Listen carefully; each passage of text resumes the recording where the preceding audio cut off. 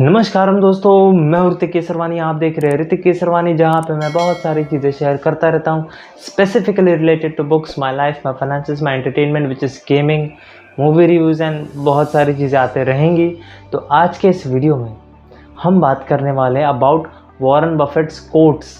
जो Warren Buffett है ना, जो दुनिया के सबसे बड़े इन्वेस्टर है, जिनको हम सब जानते ही हैं, उनके कुछ कोट्स हैं, वो हम आज थोड़ा देखने वाले, थोड़ा रिमाइंड करवाने वाले खुद को, मुझे भी, खुद को भी एंड आपको भी एनालाइज भी करने वाले थोड़ा बहुत कि एग्जांपल्स के साथ क्या हो सकता है किस सिचुएशन में। तो मज़ा बहुत आने वाला है। वीडियो को पूरा ज़रूर देखना है। अगर आपको ये सारी चीज़ें जो मैंने स्टार्टिंग में बताई वो अगर आपको देखनी है तो इस चैनल को सब्सक्राइब करना मत भूलना, ठीक है। तो शुरू करते हैं वीडियो को। सो फ्रेंड्स, मैं आपको एक यहाँ पे फ़ोटो देने वाला हूँ बिकॉज़ ये फ़ोटो बहुत इंपॉर्टेंट है। इसी की वजह से मुझे कोट्स मिल पाए हैं। ये फ़ोटो मैंने किसी कॉलेज में ली थी जब मैं इन्फिनिट फाइनेंशियल एकेडमी के लिए गया था। तो देखते हैं भाई क्या कोट्स हैं। सबसे पहला कोट तो बहुत ही कॉमन है, बहुत ही बार मैं बता चुका हूँ। On earning, never depend on single income, make investment to create a second source. अब देखिए, ये कोट मैंने बहुत बार बता चुका हूँ अपने वीडियोस में, बट फिर से एक बार रिपीट भी कर रहा हूँ। मैं इसका थोड़ा सा और मतलब बता देता हूँ। देखिए, अगर आप जॉब करते हैं जैसे मैं करता हूँ, तो इस जॉब के साथ एक और कोई इनकम सोर्स होना चाहिए।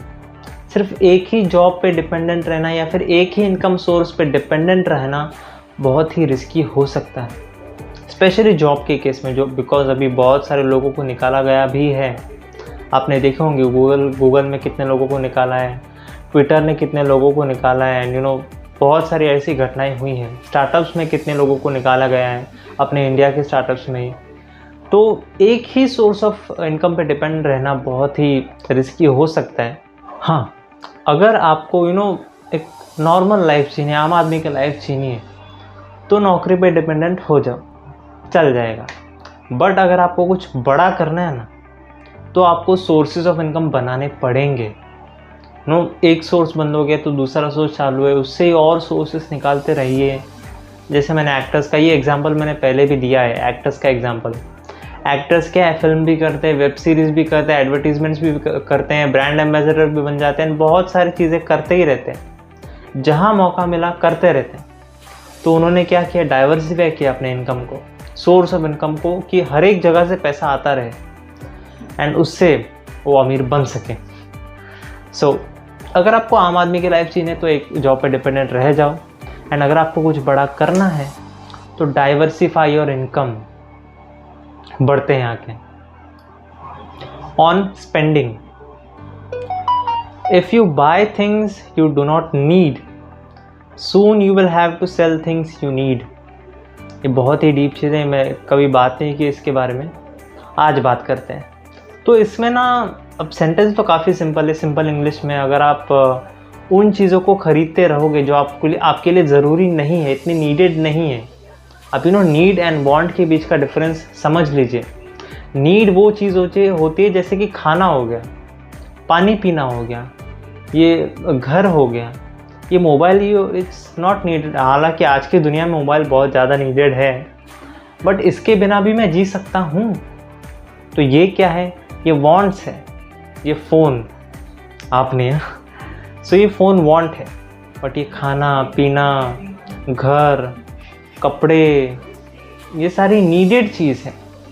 तो अगर आप ऐसी चीज़ें खरीदते हो जो आपको ज़रूरी नहीं है इतनी, जिसके बिना भी आप जी सकते हो, अगर आप वो खरीदते रहोगे EMI पे, लोन पे, जो भी है, तो जल्द ही आपको वो चीज़ें बेचनी पड़ेंगी जो आपके लिए बहुत ज़्यादा ज़रूरी है।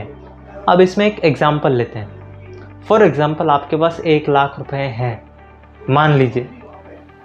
तो आपके लिए देखिए, गाड़ी भी बहुत ज़रूरी है, व्हीकल। आजकल EV बाइक्स भी काफ़ी आई हैं, बट काफ़ी ज़्यादा स्पोर्ट हो रहे हैं। तो आपको नीड है बाइक की या फिर स्कूटी की, जिससे आप सिटी में ट्रैवल कर पाओ। बट आपने क्या किया, आपने ख़रीद लिया आईफोन, महंगा वाला, शौक के लिए। अब ये यहाँ पे क्या हो गया, गलत हो गया ना। आपको नीडेड चीज़ थी बाइक या फिर स्कूटी, बट आपने ख़रीदा क्या? आईफोन।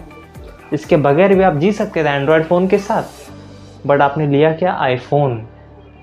अब वो ट्रैवल करना आपको सिटी में बहुत महंगा पड़ेगा, बिकॉज़ रिक्शा से आना जाना होगा। एंड अगर आप बाइक या स्कूटी खरीद लेते हैं तो वही पैसा बचता वहाँ पे। तो ऐसा एग्जांपल है।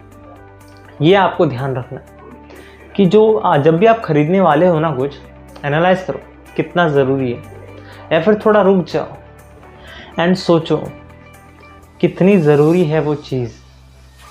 एक बात मुझे पता नहीं कहाँ से याद आ रही है, कहीं तो पढ़ा है कि अगर आपको लगता है ना कि वो बहुत ज़्यादा नीडेड चीज़ है आपके लिए, या फिर बहुत ज़्यादा वांट है आपको, उसको ख़रीदने की इच्छा है, थोड़ा सा रुक जाओ 1-2 दिन।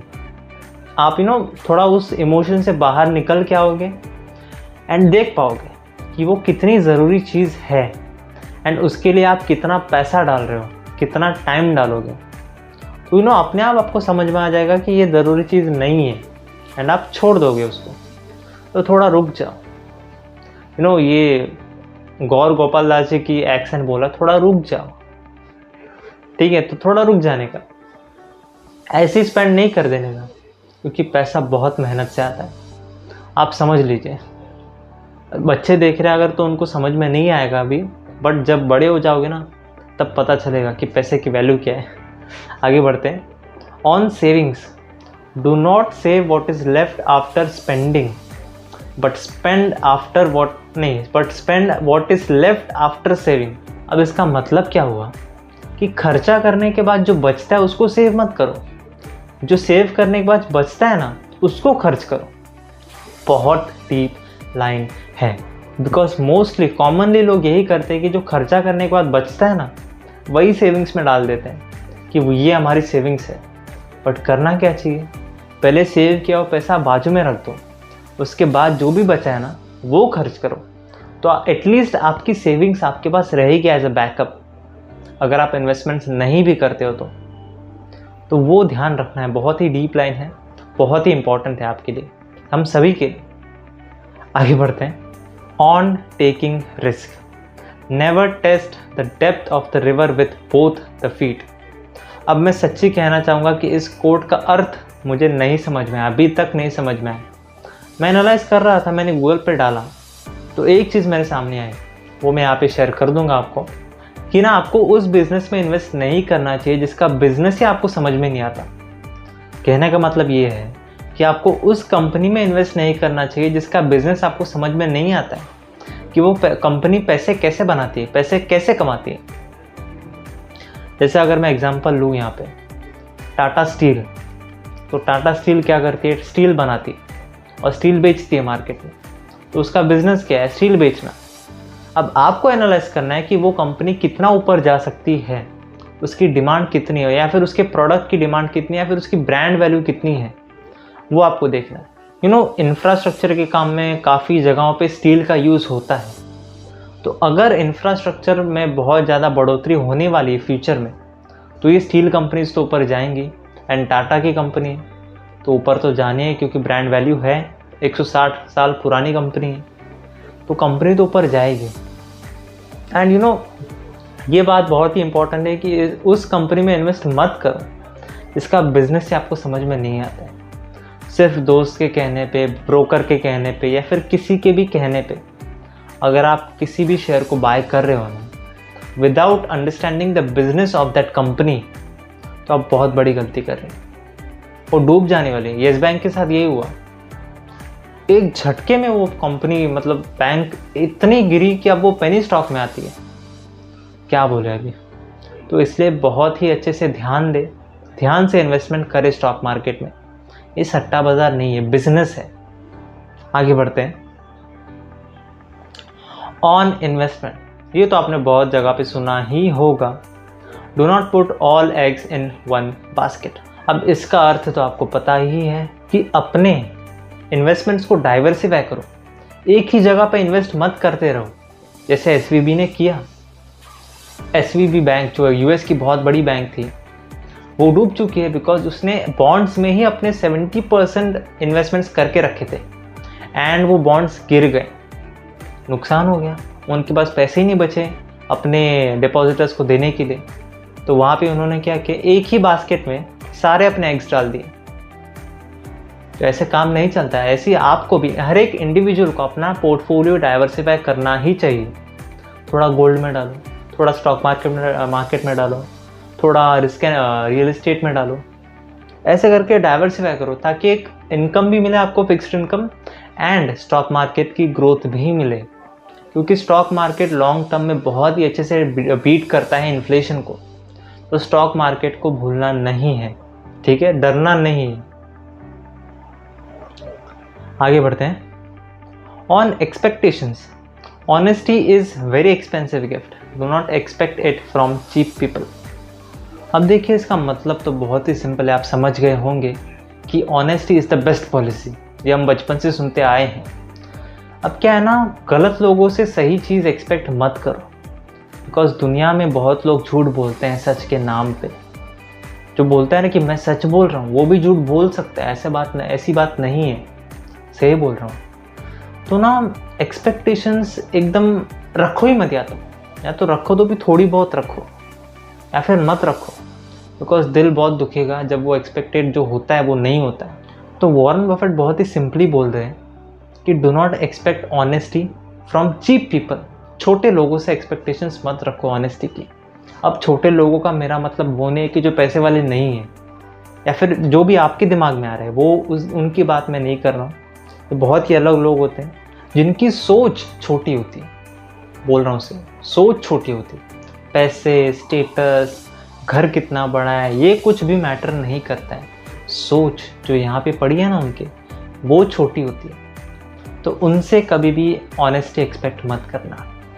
यानी कि सिंपल भाषा में कि गलत लोगों से सही चीज़ एक्सपेक्ट मत करना। अब वो आपको पहचाना है, वो आपका स्किल है कि कौन गलत है कौन सही है, और वो कॉन्टेक्स्ट भी आपको देखना पड़ेगा कि क्या सही है क्या गलत है, क्योंकि वो बहुत चेंज होता रहता है। एंड फिर कॉन्फ्लिक्ट होने लगता है हर एक थॉट में कि भाई इसने ऐसा बोला, ये तो ऐसा निकला।